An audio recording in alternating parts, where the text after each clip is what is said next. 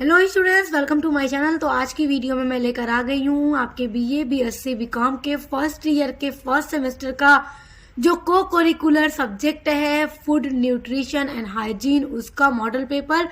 तो आज की वीडियो में मैं आपको जितने भी महत्वपूर्ण प्रश्न बताने वाली हूँ फूड न्यूट्रिशन एंड हाइजीन के, वो बहुत महत्वपूर्ण प्रश्न है और 2024 में जो भी बच्चे परीक्षा देने वाले हैं उनके लिए बहुत महत्वपूर्ण है। देखिए, चाहे बीए के फर्स्ट सेमेस्टर में हो या बीकॉम के फर्स्ट सेमेस्टर में हो या बीएससी के फर्स्ट सेमेस्टर में हो, तीनों का जो को करिकुलर सब्जेक्ट होगा वो सेम होगा सभी सेमेस्टर में। तो फर्स्ट सेमेस्टर में जो को करिकुलर है वो कौन सा है? फूड न्यूट्रिशन एंड हाइजीन है। तो चलिए वीडियो को शुरू करते हैं और आपके महत्वपूर्ण क्वेश्चंस को देखते हैं। तो देखिए, आपका पहला क्वेश्चन है, निम्नलिखित में से कौन विटामिन ए का सर्वोत्तम स्रोत है? यहाँ पे आपको 4 ऑप्शन दिया जा रहा है, इसी तरह से आपके पेपर में दिया जाएगा और पेपर में इंग्लिश एंड हिंदी दोनों में क्वेश्चन देता है, एक साइड इंग्लिश में एक साइड हिंदी में। तो जैसे जो स्टूडेंट्स जिसमें पढ़ते हैं वो उसमें देखकर करेंगे। वैसे तो आपका जो राइट आंसर होता है वो आपको ओएमआर शीट पे करना होता है। तो देखिए, ऑप्शन में है आपका पहला है गाजर, दूसरा है नींबू, तीसरा है बैगन, चौथा है चावल। तो कौन सा इसमें विटामिन ए का अच्छा स्रोत है? तो यह विटामिन ए का जो अच्छा स्रोत है वो है गाजर। यहाँ पर गाजर देखिए, सबसे गाजर में ज़्यादा मिलता है विटामिन ई आपके ऑप्शन के जितने भी ऑप्शन है। तो आपका राइट आंसर होगा गाजर। दूसरा है, मानव शरीर में इन्फेक्शन रोकने के लिए कौन सा विटामिन मदद करता है? तो पहला ऑप्शन देखिए, विटामिन ए, विटामिन बी या विटामिन सी या फिर इनमें से कोई नहीं। तो मानव के शरीर में इन्फेक्शन को रोकने के लिए विटामिन ए मदद करता है। तो ऑप्शन नंबर 1 आपका राइट आंसर है। इसी तरह के प्रश्न परीक्षा में आएंगे। ये सारे जितने प्रश्न मैं आपको बता रही हूँ आप इन सभी को तैयार कर लीजिए। इसके अलावा मैंने और भी कई सारी वीडियोस अपलोड कर रखी हैं फूड न्यूट्रिशन एंड हाइजीन की, तो आप देख लीजिएगा। मैं इसी वीडियो के डिस्क्रिप्शन बॉक्स में आपको मॉडल पेपर की लिंक दे दूंगी। अब देखिए, कौन सा विटामिन गर्म करने पर नष्ट हो जाता है? तो ऐसा कौन सा विटामिन है जिसको अगर गर्म किया जाए तो वो नष्ट हो जाएगा? तो वो है विटामिन सी। तो ऑप्शन नंबर 2 आपका राइट है। आपका अगला महत्वपूर्ण प्रश्न है कि विटामिन सी का सबसे अच्छा स्रोत क्या है? तो देखिए, मैं पहले भी आपको कई बार बता चुकी हूँ कि विटामिन ई जो विटामिन सी है वो खट्टी चीजों में मिलता है। तो आपको अपना ऑप्शन देखना है। दूध खट्टा नहीं होता, इसमें विटामिन सी नहीं मिलता। गाजर नहीं, इसमें भी नहीं मिलता क्योंकि गाजर में तो विटामिन ए ज्यादा मिलता है। मांस भी खट्टा नहीं है, तो मांस में भी विटामिन सी नहीं मिलता। ऑप्शन में है आपका आंवला, तो आंवला में विटामिन सी मिलता है क्योंकि आंवला खट्टा है। इसके अलावा अगर आपके ऑप्शन में संतरा दे, कीवी दे, स्ट्रॉबेरी दे या फिर अंगूर दे, उन सभी में विटामिन सी बहुत अधिक मात्रा में मिलता है क्योंकि ये सभी फल खट्टे होते हैं। तो यहाँ पे जो आपका राइट आंसर है वो है 4 नंबर आंवला। अगला महत्वपूर्ण प्रश्न देखिए, बच्चों में अंगों की अस्थियां मुड़ जाती हैं यदि कमी हो। किस विटामिन की कमी से बच्चों के जो अंग हैं उनमें अस्थियां मुड़ जाती हैं? तो विटामिन डी की कमी से मुड़ जाती हैं। और विटामिन डी सूर्य की किरणों में बहुत अधिक पाया जाता है। तो सूर्य की किरणें बच्चों को, जैसे कि ऊपर छोटे बच्चों को ले जाते हैं, इससे क्या होता है कि विटामिन डी मिलता है। तो विटामिन डी आपका राइट आंसर है, ऑप्शन नंबर 2 राइट है। अगला देखिए, संतुलित आहार प्रभावित होता है। जो संतुलित आहार है वो किन चीजों से प्रभावित होता है? तो वो होता है शारीरिक क्रियात्मक से, सही है, इससे भी होता है, स्वास्थ्य से भी होता है और आयु से भी होता है। तो इन तीनों चीजों से होता है, इसलिए आपका जो राइट आंसर होगा वो 4 नंबर होगा। उपरोक्त सभी आपका राइट आंसर है। अगला प्रश्न है, ईसीजी का पूरा नाम है, यानी कि फुल फॉर्म क्या है ईसीजी का?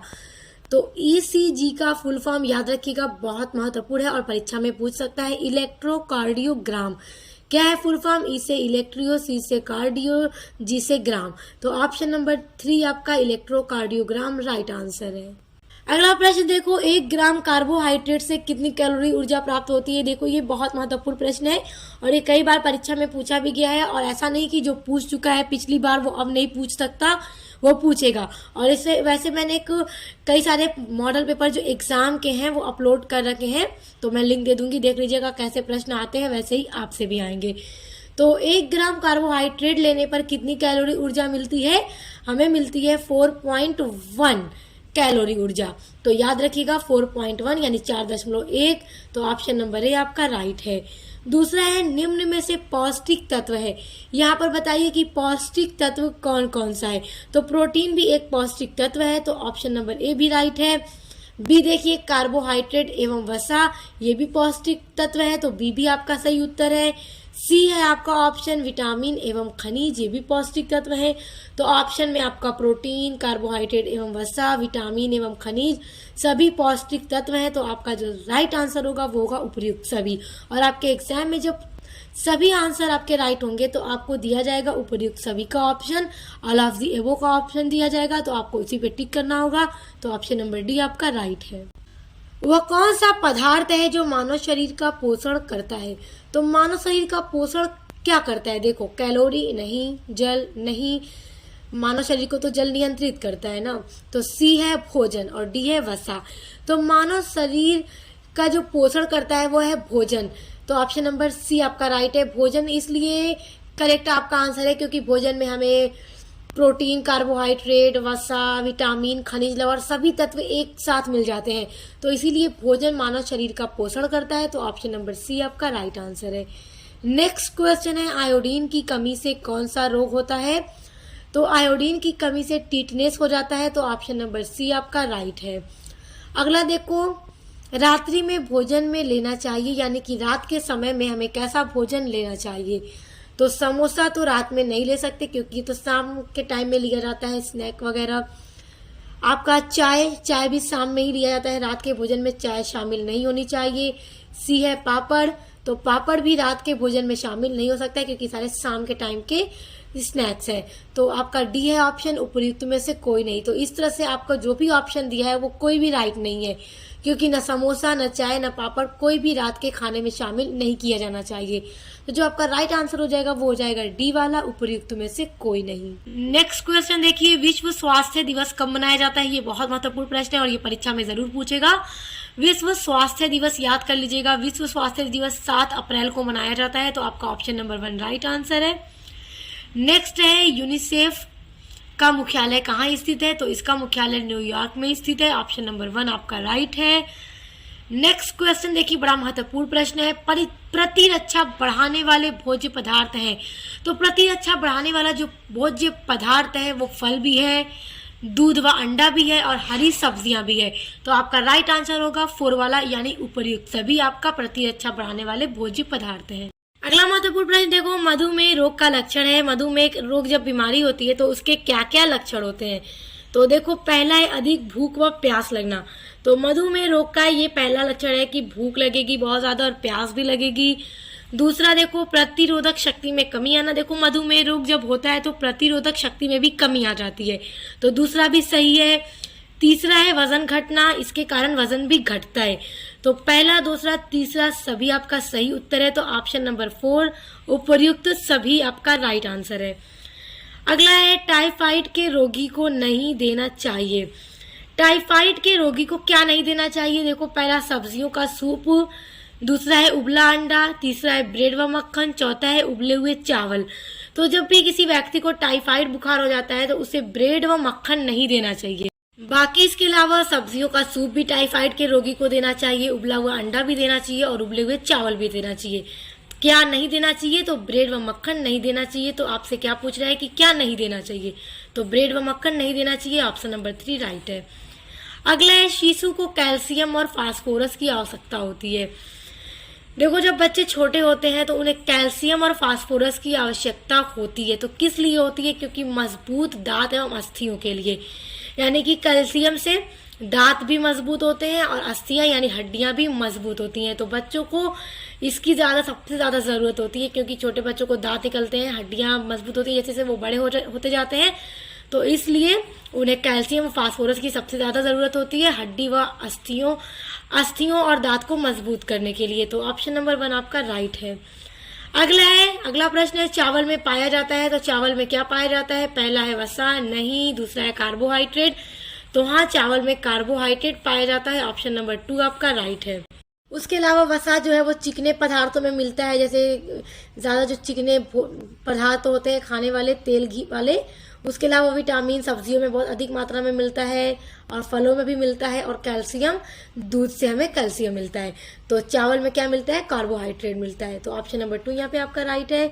अगला है सोडियम का एक उत्तम स्रोत है। सोडियम का सबसे अच्छा स्रोत क्या है, नमक या शहद, चीनी या गुड़। तो शहद तो वैसे ही नहीं होगा, गुड़ भी नहीं होगा, चीनी भी नहीं होगा।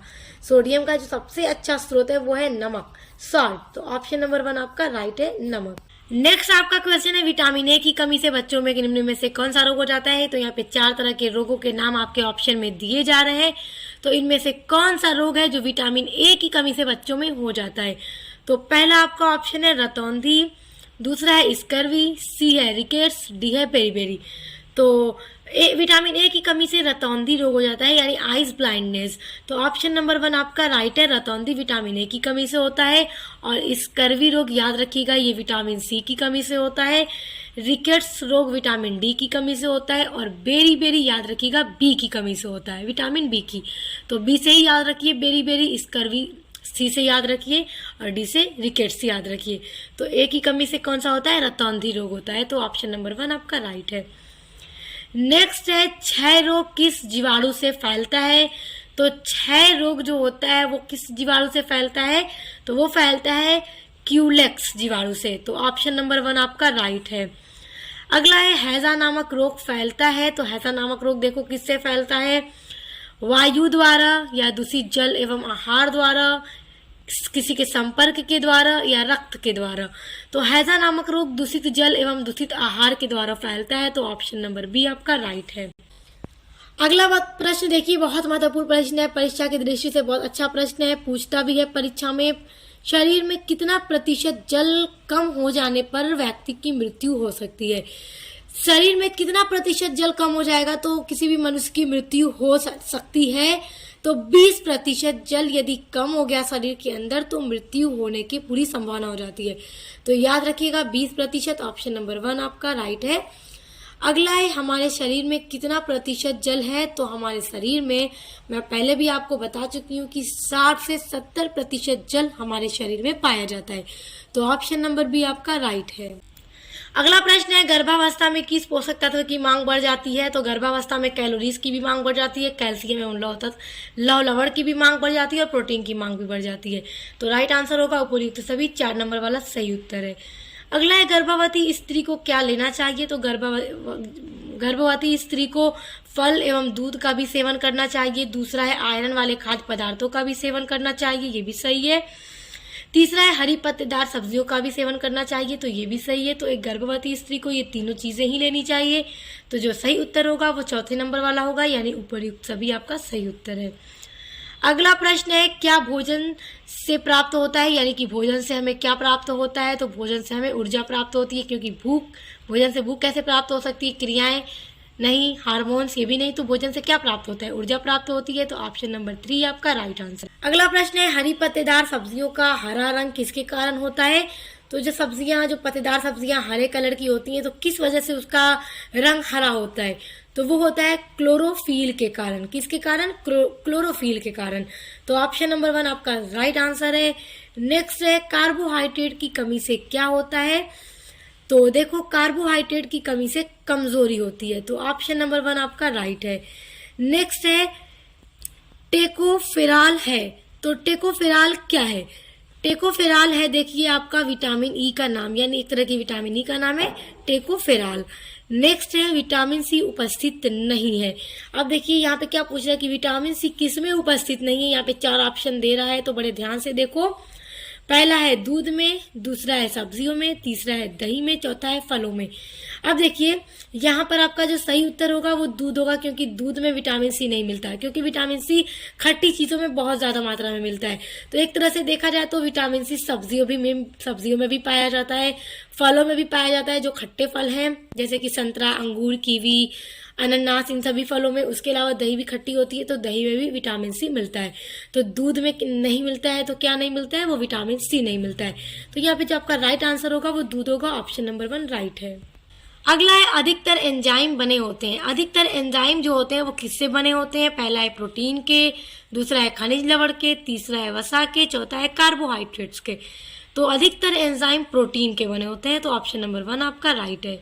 नेक्स्ट इंपॉर्टेंट क्वेश्चन है, किस पोषक तत्व के शरीर निर्माणात्मक कार्य होते हैं? तो आपका राइट आंसर है प्रोटीन। अगला है लैक्टोज उपस्थित होता है। तो देखो लैक्टोज दूध में उपस्थित होता है, याद रखिएगा, ये बहुत महत्वपूर्ण प्रश्न है और कई बार परीक्षा में पूछा भी गया है और आपसे भी पूछ सकता है। तो याद रखिएगा दूध में लैक्टोज पाया जाता है, तो याद रखिएगा ऑप्शन नंबर 3 आपका राइट है। अगला क्वेश्चन है, 1 ग्राम वसा हमें कितनी कैलोरी प्रदान करती है?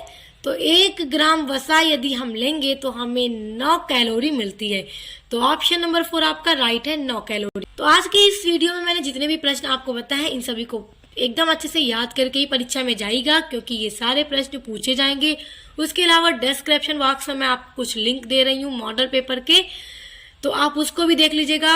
इस ईयर के भी मैंने एक मॉडल पेपर डाले हैं यूनिवर्सिटी के, 2023-24 का ही पेपर है, तो देख लीजिएगा। बहुत सारे इंपॉर्टेंट क्वेश्चन वहां से आपके भी एग्जाम में आ सकते हैं, तो अच्छे से तैयारी कीजिए। Best of luck. अब मिलते हैं नेक्स्ट वीडियो के साथ।